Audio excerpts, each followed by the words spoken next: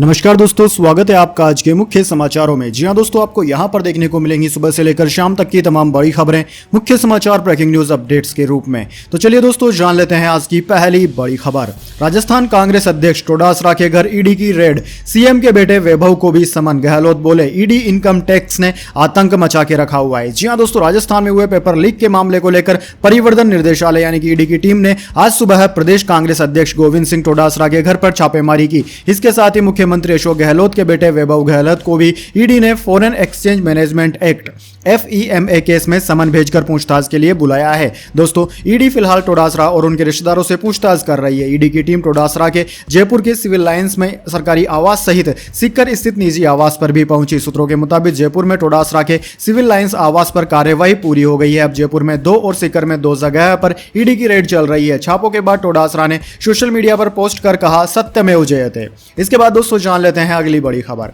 Case for query case, ethics committee ने माना महुआ मोइत्रा पर गंभीर आरोप। 31 अक्टूबर को पेशी का है आदेश। जी हां दोस्तों, केस फॉर क्यूरी मामले में फंसी टीएमसी की सांसद महुआ मोइत्रा की मुश्किलें बढ़ती नजर आ रही है। सूत्रों की माने तो संसद की एथिक्स कमेटी ने 31 अक्टूबर को पेश होने के लिए महुआ मोइत्रा को समन भेजा है। सुबह 11 बजे उन्हें कमेटी के समक्ष पेश होना है। दोस्तों, पेश मामले में निशिकांत दुबे ने भी एथिक्स कमेटी के सवालों के जवाब दिए हैं। इस दौरान उन्होंने भविष्य में भी पूरी तरह सहयोग की बात कही है। उनसे डिग्री के मामले में भी सवाल किए गए, जिसका निशिकांत दुबे ने जवाब दिया। सूत्रों के अनुसार निशिकांत दुबे ने कहा कि मामला कोर्ट में खारिज हो चुका है। अब कुछ लोग रास्ते पर खड़े होकर चिल्ला रहे हैं। इसके बाद दोस्तों अगली बड़ी खबर। Bharat middle east corridor Israel Hamas जंग की वजह हो सकता है, बाइडेन बोले यह मेरा अनुमान। मोदी ने किया था प्रोजेक्ट का ऐलान। जी हां दोस्तों, अमेरिका के राष्ट्रपति जो बाइडेन ने कहा है कि इजराइल हमास के बीच जंग की एक वजह Bharat middle east economic corridor भी हो सकता है। ऑल इंडिया रेडियो के मुताबिक बाइडेन ने यह बात ऑस्ट्रेलिया के प्रधानमंत्री एंथनी अल्बनीज के साथ मीटिंग के बाद कही। उन्होंने कहा कि यह सिर्फ मेरा अनुमान है,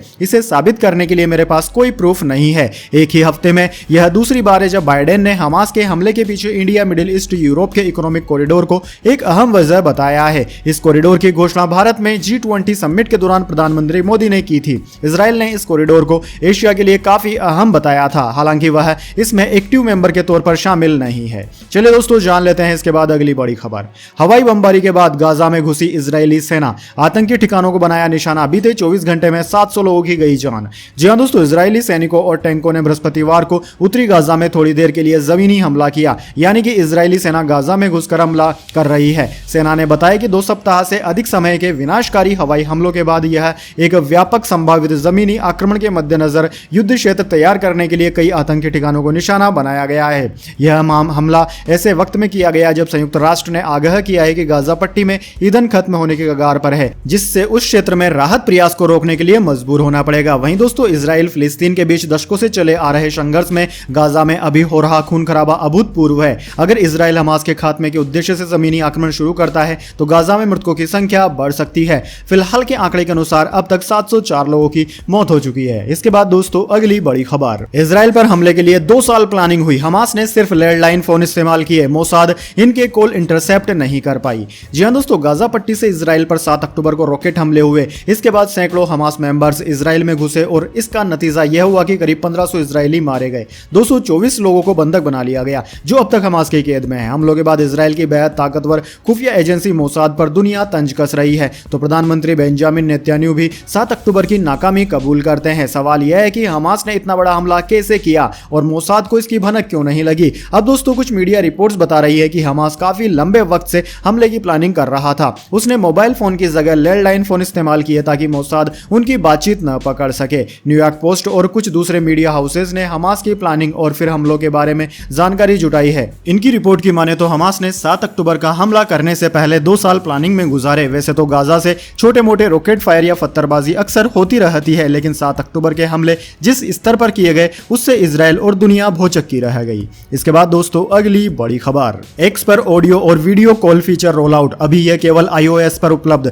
जल्द ही एंड्रॉइड यूजर्स भी कर पाएंगे कॉल। जी हां दोस्तों, एलन मस्क ने अपने सोशल मीडिया ऐप एक्स पर audio video call feature roll out कर दिया है। यह फीचर अभी केवल iOS पर उपलब्ध है और जल्द ही एंड्रॉइड पर भी मिलेगा। Premium subscribers audio video call कर पाएंगे, वहीं अन्य यूजर्स केवल कॉल रिसीव कर पाएंगे। मस्क ने एक्स पोस्ट के जरिए बताया कि ऑडियो वीडियो कॉलिंग का यह शुरुआती वर्जन है। एक्स पर फीचर अनेबल करने के लिए सेटिंग्स पर जाना होगा। अब प्राइवेसी और सेफ्टी पर टैप करना होगा। इसमें डायरेक्ट मैसेज का ऑप्शन मिलेगा। डायरेक्ट मैसेज में ऑडियो ऑडियो और वीडियो कॉलिंग को अनेबल कर सकते हैं आप। फीचर अनेबल होने के बाद आप चूज कर सकते हैं कि कौन आपको कॉल कर पाएगा। वेरीफाइड यूजर्स, आप जिन्हें फॉलो करते हैं या एड्रेस बुक में मौजूद हैं, वे लोग आपको कॉल कर सकते हैं। इसके बाद दोस्तों अगली बड़ी खबर, हार्दिक पांड्या के लिगामेंट में आई चोट, इंग्लैंड, श्रीलंका और साउथ अफ्रीका के खिलाफ नहीं खेल सकेंगे, बांग्लादेश से मैच में टकना मुड़ गया था। जी हां दोस्तों, ऑलराउंडर हार्दिक पांड्या लिगामेंट में चोट लगने की वजह से वनडे वर्ल्ड कप में इंग्लैंड के खिलाफ प्लेइंग 11 से बाहर हो सकते हैं। यह मैच रविवार 29 अक्टूबर को लखनऊ में खेला जाएगा। वे इस मैच के लिए टीम इंडिया के साथ लखनऊ नहीं गए हैं। वे अभी national cricket academy NCA Bengaluru में है और अपनी चोट का इलाज करवा रहे हैं। दोस्तों ऐसा कहा जा रहा है कि अगर उनकी चोट ठीक नहीं होती है तो वे 2 नवंबर को मुंबई में श्रीलंका और 5 नवंबर को कोलकाता में साउथ अफ्रीका के खिलाफ होने वाले मैच से भी बाहर रह सकते हैं। हालांकि अभी तक भारतीय क्रिकेट कंट्रोल बोर्ड BCCI ने इसकी पुष्टि नहीं की है। दोस्तों हार्दिक पांड्या को बांग्लादेश के खिलाफ 19 अक्टूबर को पुणे में खेले गए मैच में चोट लगी थी। 9वें ओवर की तीसरी बॉल पर उनका टकना मुड़ गया था, वह क्रीज पर ही बैठ गए थे। चोट ज्यादा होने की वजह से वे बाकी का मैच नहीं खेल पाए थे। उनका ओवर भी विराट कोहली ने ही पूरा किया था। इसके बाद दोस्तों अगली बड़ी खबर, एक हफ्ते में 50% तक महंगा हुआ प्याज, नहीं रंग ला पाई सरकार की TOP स्कीम।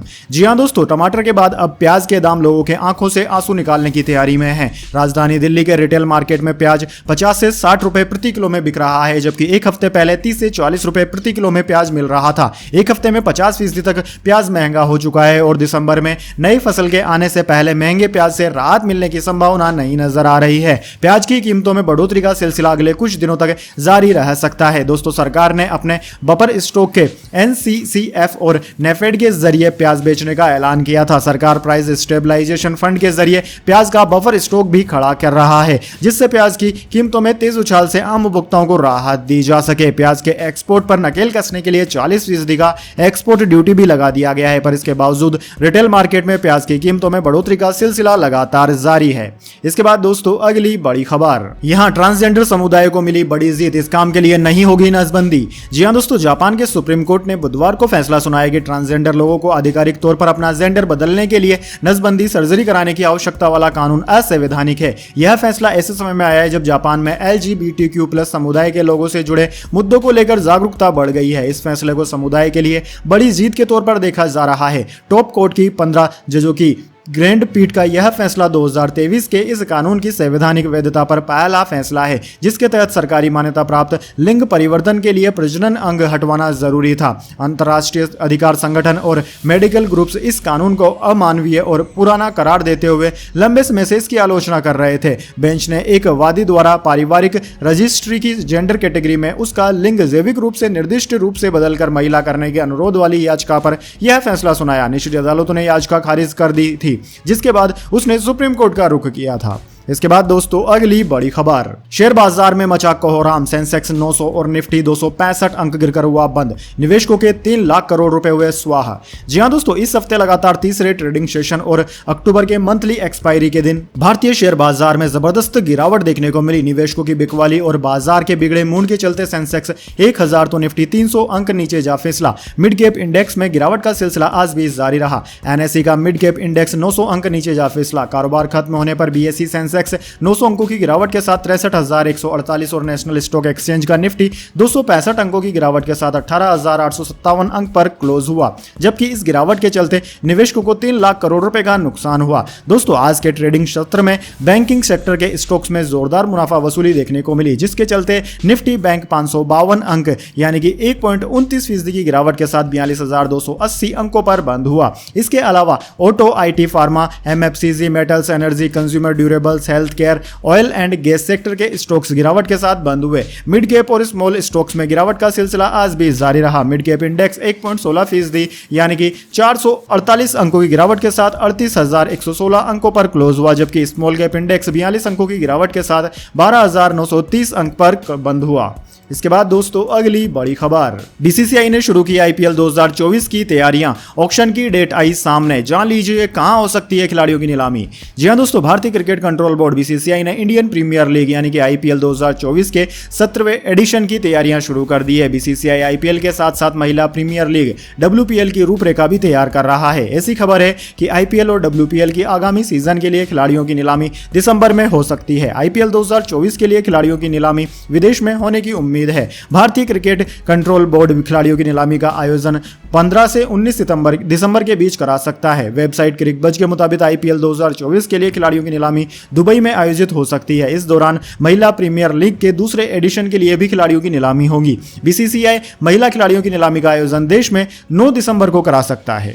इसके बाद दोस्तों अगली बड़ी खबर, 61,000 के करीब पहुंचा सोना अक्टूबर में। अब तक ये 3,000 से ज्यादा हुआ महंगा। चांदी भी 71,360 रुपए पर जा पहुंची। जी हां दोस्तों, 26 अक्टूबर को सोने चांदी की दामों में तेजी देखने को मिली है। Indian Boolean and jewellers association यानी कि IBGA की वेबसाइट के मुताबिक सराफा बाजार में 24 कैरेट सोने का दाम 324 रुपए बढ़कर 60,888 रुपए प्रति 10 ग्राम पर पहुंच गया। वहीं 18 कैरेट सोने की कीमत 45,666 रुपए हो गई है। वहीं दोस्तों चांदी भी आज 356 रुपए चढ़कर 71,360 रुपए प्रति किलोग्राम पर पहुंच गई है। इससे पहले यह 71,004 रुपए पर थी। एक्सपर्ट्स के अनुसार आने वाले दिनों में इनकी कीमत में और भी तेजी देखने को मिल सकती है।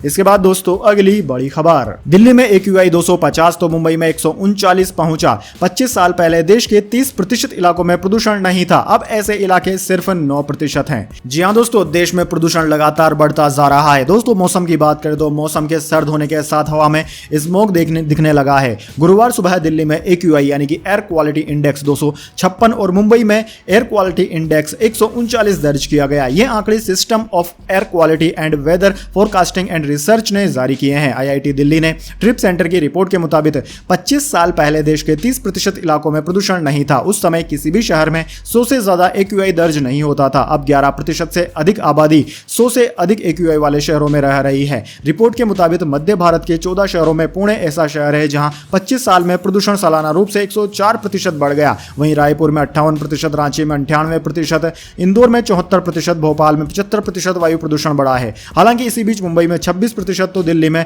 38% प्रदूषण की बढ़ोतरी हुई है। पश्चिमी क्षेत्र में भी राहत है। पिछले 25 साल में जयपुर में 30% तो अहमदाबाद में 23% ही प्रदूषण बढ़ा है। अब महज 9% इलाके ही ऐसे बचे हैं जहां पर प्रदूषण नहीं है। इसके बाद दोस्तों अगली बड़ी खबर, नेताओं के खिलाफ ईडी के छापों पर बेफरी ममता बनर्जी, कहा बीजेपी खेल रही है गंदा खेल। जी हां दोस्तों, ममता बनर्जी ने चुनाव से पहले देश भर में विपक्षी दलों के नेताओं के खिलाफ ईडी की छापेमारी को लेकर बीजेपी को निशाने पर लिया है। विपक्षी नेताओं के खिलाफ ईडी के छापे पर पश्चिम बंगाल की मुख्यमंत्री ममता बनर्जी बिफर उठी है और इसे लेकर बीजेपी को आड़े हाथों लिया है। ममता ने कहा है कि बीजेपी गंदा खेल खेल रही है। ममता बनर्जी ने कहा कि मैं पूछना चाहती हूं कि क्या बीजेपी के किसी नेता के घर पर ईडी की एक भी छापेमारी हुई है? भाजपा कहती है कि वह सबका साथ सबका विकास चाहती है, लेकिन वास्तव में इसका मतलब सबका साथ सबका सत्यानाश है। पाठ्य पुस्तकों को लेकर NCERT की सलाह पर ममता बनर्जी ने कहा कि अचानक वे इंडिया शब्द बदलने के लिए परिपत्र जारी कर देते हैं क्यों? केंद्र के नोटबंदी, GST आदि फैसलों पर ममता बनर्जी ने कहा कि बीजेपी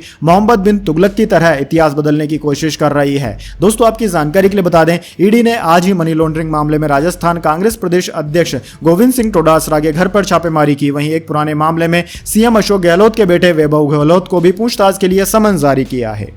इसके बाद दोस्तों अगली बड़ी खबर, मैक्सवेल के शतक के शोर में खोया डेविड वार्नर का रिकॉर्ड, क्रिस गेल के पहुंचे करीब। जी हां दोस्तों, ऑस्ट्रेलिया ने नीदरलैंड्स के खिलाफ शानदार प्रदर्शन करते हुए दिल्ली में 309 रनों से जीत दर्ज की। ऑस्ट्रेलिया की जीत में डेविड वार्नर और ग्लेन मैक्सवेल ने अहम भूमिका निभाई। इन दोनों ने ही शतक जड़े, लेकिन ज्यादा चर्चा मैक्सवेल की हुई। मैक्सवेल ने विश्व कप इतिहास का सबसे तेज शतक लगाया। वहीं वार्नर ने भी शतक लगाकर कई रिकॉर्ड तोड़े। उन्होंने दिल्ली में एक खास उपलब्धि अपने नाम कर ली। वार्नर ने वनडे में बतौर ओपनर 22वां शतक लगाया। वनडे में बतौर ओपनर सबसे ज्यादा शतक लगाने का रिकॉर्ड सचिन तेंदुलकर के नाम दर्ज है। सचिन ने 45 शतक लगाए हैं। रोहित शर्मा दूसरे नंबर पर हैं। रोहित के बल्ले से 29 शतक निकले हैं। सनत जयसूर्य 28 शतकों के साथ तीसरे नंबर पर हैं। वहीं हाशिम अमला चौथे नंबर पर है, उन्होंने 27 शतक जड़े। वहीं दोस्तों क्रिस गेल ने 25 शतक लगाए हैं, वे 5वें नंबर पर है और वार्नर अब गेल के करीब पहुंच गए हैं। वार्नर ने 22 शतक लगाए हैं, वे गेल से सिर्फ 3 शतक दूर हैं।